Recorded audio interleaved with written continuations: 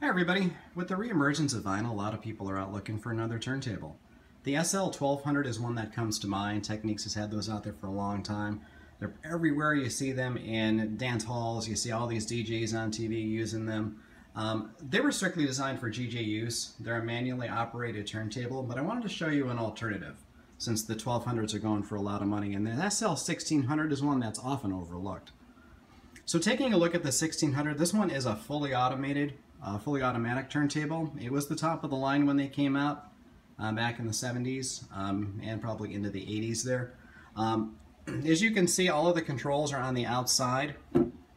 So your start stop, your 3345, you have a repeat button, your pitch control, your cueing, everything is all on the outside, including your power switch.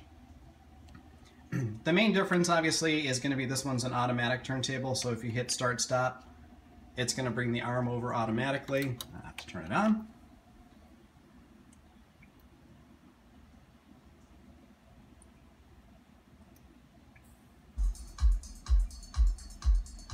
And to stop it, you just press the stop button. Now on the 1200, what it does, the start and stop controls the platter. So it'll stop the platter, start the platter. It's used for vacuuming for DJs if they want to mix songs, beat mix into their into what they're playing. You don't want to do that just because in order to do that, you generally have to vacuum your albums, and if you take care of your albums autofile, you know that vacuuming is not good for them.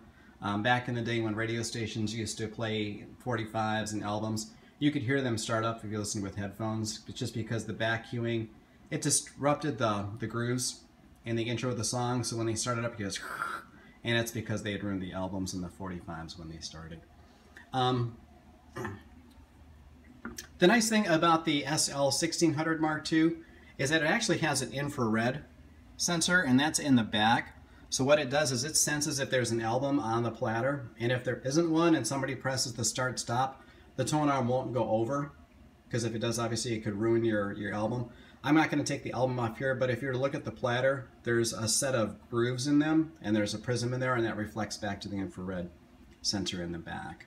Another nice thing about the 1600 is that it's pretty smart. It knows, for example, if you want to clean your album, it won't let the tone arm come over until you're done. So I just cleaned the album. It knew that I was done, and now it moves over. So give this one a look. I think you'll really like it. Take care. This is the SL 1600 Mark II.